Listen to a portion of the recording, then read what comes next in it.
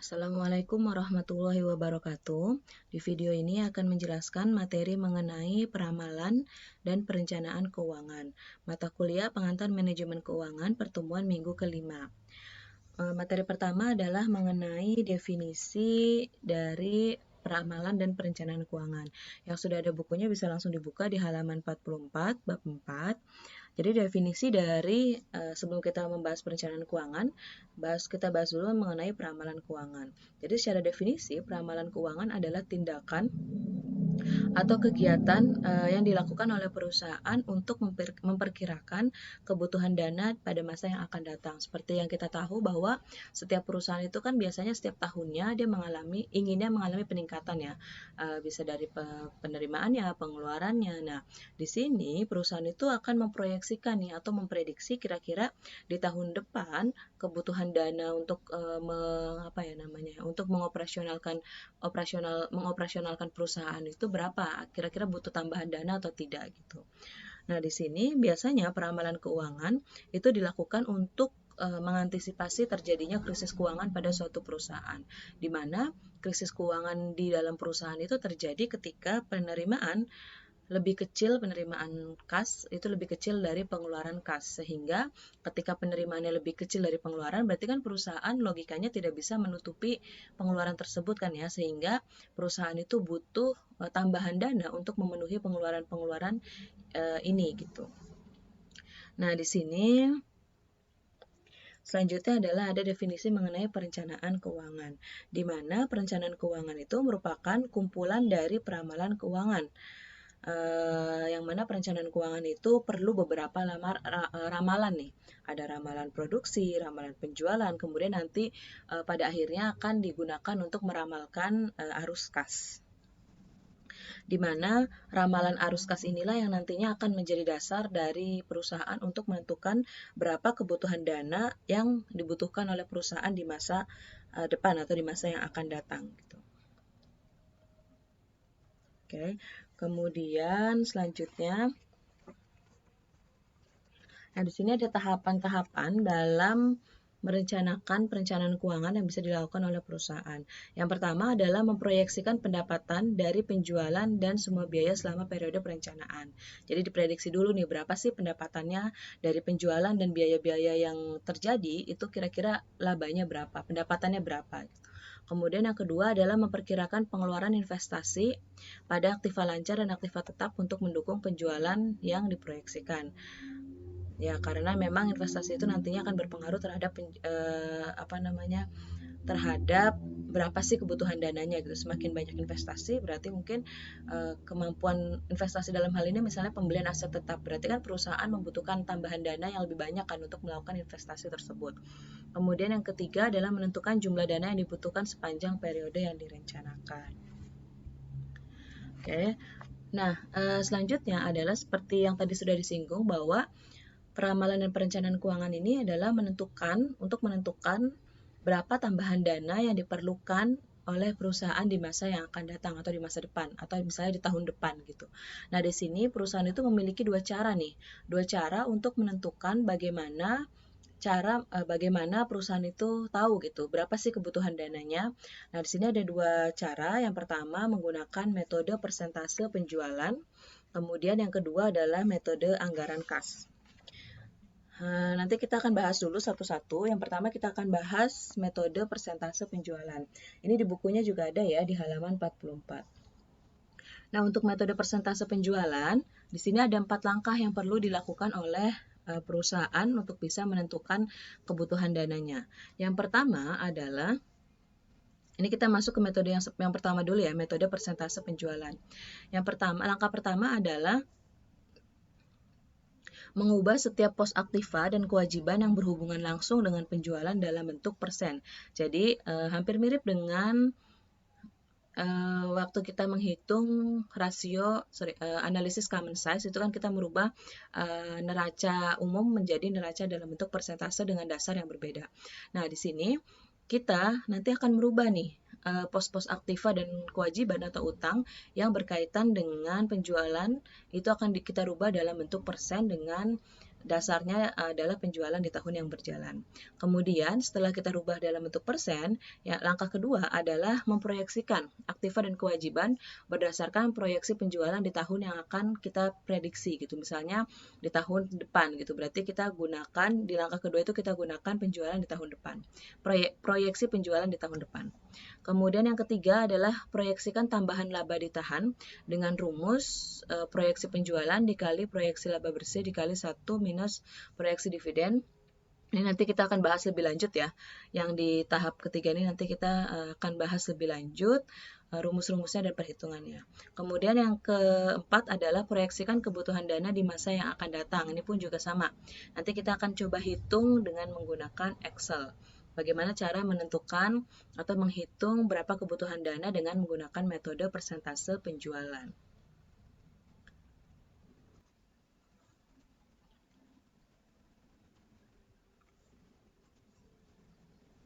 Oke, ini rumus-rumusnya nanti kita bahas juga lebih lanjut. Ini ada di buku ya. Untuk rumus yang ketiga, proyeksi perubahan aktiva. Nanti kita langsung hitung soalnya aja deh, kita lihat contoh soalnya. Ini contoh soal yang ada di halaman 46. Jadi pada intinya tadi ketika kita memproyeksikan berapa kebutuhan dana untuk tahun depan, untuk masa yang akan datang, kita dengan menggunakan metode persentase penjualan ada 4 langkah yang tadi sudah disebutkan. Kemudian kita langsung aja contoh soal. Di sini contoh soalnya adalah ada sebuah neraca nih. Neraca ini tidak diketahui perusahaannya siapa. Kemudian yang diketahui hanya aktiva, di mana ada aktiva lancar, aktiva tetap, total aktiva. Kemudian diketahui juga pasifanya, mulai dari utang sampai dengan modal saham biasa, modal store, terus juga ada saldo laba dan sebagainya. Nah, kemudian selain informasi neraca ini juga diketahui informasi lainnya. Yang pertama ada penjualan tahun 2019. Ini kalau di buku kita yang terbaru penjualannya tahun 2019. Untuk proyeksi yang proyeksi tahunnya adalah tahun 2019. Jadi hanya beda 1 tahun. Tapi pada dasarnya kita kalau di sini kita menggunakan tahun sekarang adalah tahun 2018 dan proyeksinya tahun depan yaitu 2019.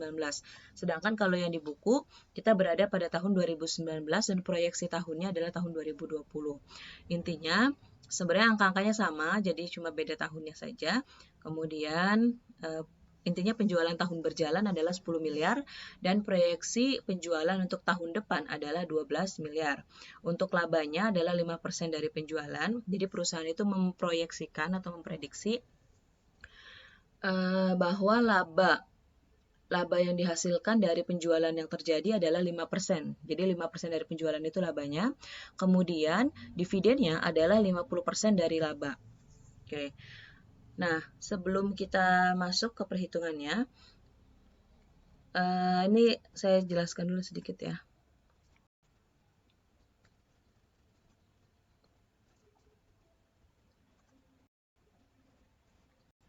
Oke, jadi di dalam sebuah perusahaan itu kan perusahaan menghasilkan, biasanya ketika perusahaan beroperasi, perusahaan itu akan menghasilkan laba ya, laba. Nah, dari laba ini nantinya akan terbagi menjadi dua nih, yaitu laba yang dihasilkan oleh perusahaan di tahun berjalan nanti akan dibagi menjadi dua peruntukan. Yang pertama adalah dibagikan sebagai dividen, dan sisanya adalah laba ditahan. Oke. Jadi, laba perusahaan ini, misalnya laba perusahaan itu 10 juta.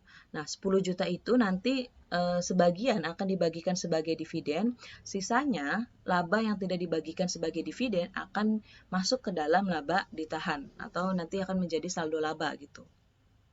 Jadi yang perlu diingat di sini laba perusahaan itu bisa terbagi menjadi dua, yaitu dibagikan sebagai dividen, sisa dari pembagian dividen akan masuk ke dalam laba ditahan. Jadi laba ditahan adalah laba perusahaan yang tidak dibagikan sebagai dividen. Oke. Kemudian kita langsung buat perhitungannya. Ini adalah neraca tadi, contoh soal yang kita pakai di buku di halaman 46 ya, bisa sambil dilihat. Bahwa di situ ada apa namanya? Ini neracanya. Kemudian ini informasi-informasi tadi yang ada dari soal, jadi kalian tinggal dilihat saja. Kemudian, kemudian kita langsung kita langsung hitung berapa kebutuhan dana perusahaan untuk tahun 2020 dengan menggunakan 4 langkah. Tadi dengan menggunakan metode persentase penjualan yang terdiri dari 4 langkah. Langkah pertama tadi kita sudah jelaskan bahwa kita akan merubah pos-pos aktiva dan utang yang berhubungan berhubungan langsung dengan penjualan. Kita akan rubah dalam bentuk persen. Oke. Nah, caranya adalah ini kita bagi dengan penjualan tahun 2019 ya. Jadi, untuk semua aset perusahaan yang lancar dan tetap, itu kan memang digunakan untuk berhubungan langsung dengan penjualan, maka kita langsung proyeksikan dengan penjualan tahun berjalan. Jadi tinggal kita bagi nih. Jadi yang aset lancar, ini yang 2 miliar kita bagi dengan penjualan tahun 2019. Ini penjualan tahun 2019 sebesar 10 miliar. Maka akan ketemu persentasenya. Ini untuk lebih mudahnya kita kali 100%. Oke. Jadi 20%. Kemudian untuk aset tetap juga sama, kita hitung. Jadi tinggal aset tetap dibagi dengan penjualan tahun 2019 dikali dengan 100. Oke.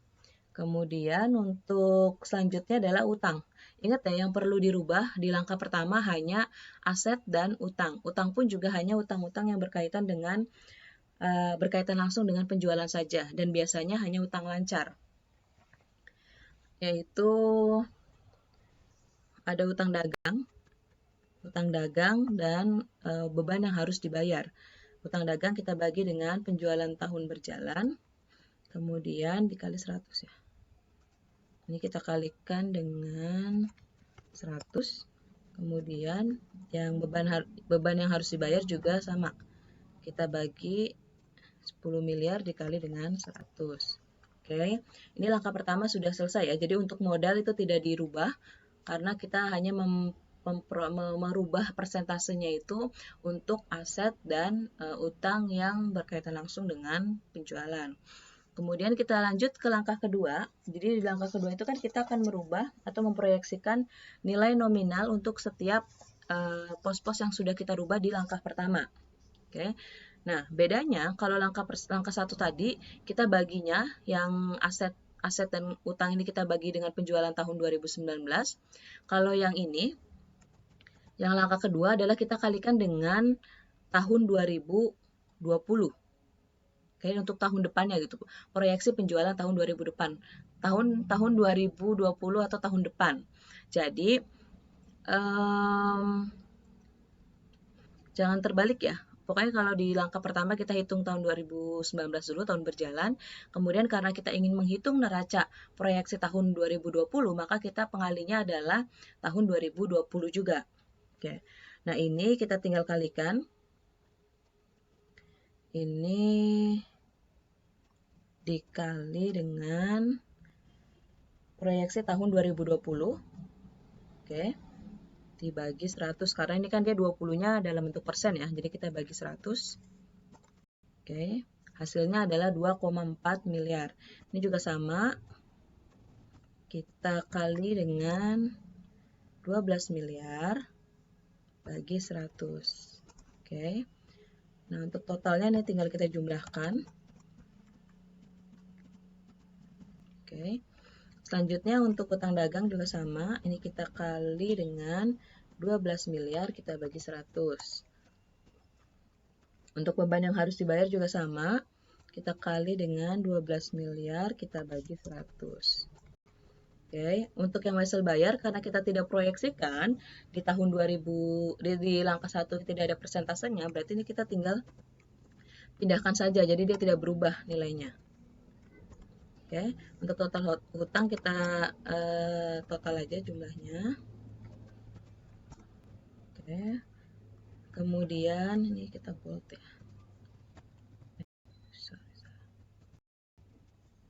Bold.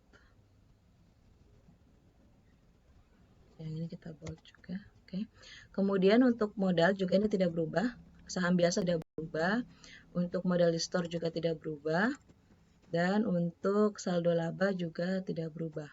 Sorry, untuk saldo laba ini berubah nih. Kalian lihat, jadi saldo laba ini kan kenapa dia berubah? Karena nanti akan ada penambahan laba ditahan. Saldo laba itu merupakan gabungan atau akumulasi dari laba ditahan di tahun sebelum-sebelumnya. Jadi semua laba ditahan kalau digabungkan itu akan menjadi saldo laba. Nah, ini dia ada perubahan, nanti kita hitung. Jadi dia itu nilainya adalah 1,5 miliar. Nah, 1,5 miliar ini perhitungannya adalah ada di langkah 3. Jadi sebelum kita menuliskan berapa saldo labanya, sebaiknya kita hitung dulu di langkah ketiganya. Oke? Langkah ketiganya itu adalah memproyeksikan berapa tambahan laba ditahan yang dapat digunakan untuk memenuhi kebutuhan dana perusahaan. Nah, yang pertama kita hitung dulu proyeksi labanya. Proyeksi laba. Oke. Nih, proyeksi laba ini di soal itu diketahui ya, bahwa laba perusahaan itu adalah proyeksinya adalah 5% dari penjualan tahun depan. Jadi kita tinggal hitung nih, proyeksi labanya adalah sama dengan 5% dikalikan dengan proyeksi penjualannya. Proyeksi penjualannya adalah 12 miliar. Oke. Ini. Kemudian setelah itu kita ketahui proyeksi labanya. Ini proyeksi laba 2020 ya. Kemudian kita hitung proyeksi dividen tahun 2020. Oke. Di informasi, di soal juga diketahui nih, bahwa dividennya itu adalah 50% dari laba. Oke, berarti kita tinggal hitung. 50% dikali dengan labanya kan kita sudah hitung ya, di bagian atas ini 600 juta, berarti kita tinggal klik, sehingga proyeksi dividennya adalah 600 juta. Kemudian kita hitung proyeksi laba ditahan tahun 2020. Oke. Nah, tadi sudah saya jelaskan ya sedikit di sini ya, bahwa laba itu kan adalah dividen, kemudian sisa dari dividen akan menjadi laba ditahan kan. Berarti dari sini kita bisa ketahui nih, bahwa laba perusahaan itu kan 600 juta, kemudian dibagikan sebagai dividen 300 juta. Berarti sisanya adalah sebagai laba ditahan. Berarti kita tinggal selisihkan ya. Labanya 600 juta dikurangin pembagian dividennya 300 juta, sehingga laba ditahan tahun 2020-nya adalah 300 juta. Sehingga kita bisa dapat di sini proyeksi saldo labanya. Nah, tadi saya juga sudah singgung bahwa saldo laba itu merupakan gabungan atau akumulasi dari laba ditahan di tahun-tahun sebelumnya ditambahkan dengan tahun sekarang gitu. Kita ketahui dari sini bahwa saldo laba tahun 2019 adalah 1,2 miliar. Oke. 1,2 miliar yang ini. Kemudian ada tambahan laba ditahan tahun 2020.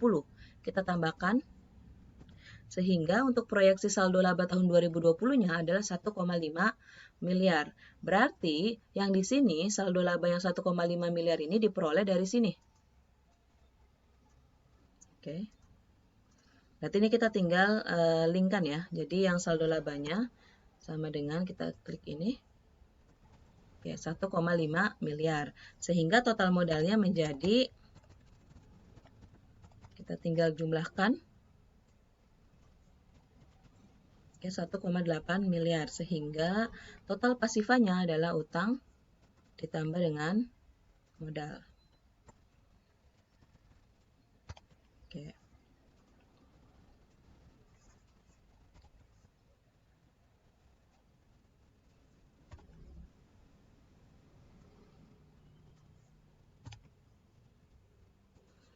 Oke, setelah itu, langkah selanjutnya adalah kita tinggal menentukan berapa sih kebutuhan dana yang dibutuhkan oleh perusahaan.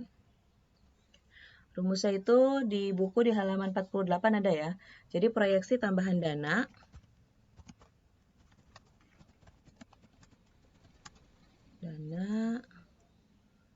sama dengan total aktiva 2020 ya, 2020 dikurang total pasiva 2020. Oke. Ini kita tinggal hitung, berarti proyeksi tambahan dana adalah, ini kita bisa hitung di sini. Berarti total aktivanya ini kan ya, total aktiva 2020 dikurangi dengan total pasiva 2020. Oke. Sama dengan 500 juta. Jadi perusahaan membutuhkan tambahan dana untuk tahun depan atau tahun 2020 sebesar 500 juta. Nah, 500 juta ini juga bisa diperoleh dengan rumus yang berbeda nih, yaitu kita bisa hitung dengan cara proyeksi perubahan aktiva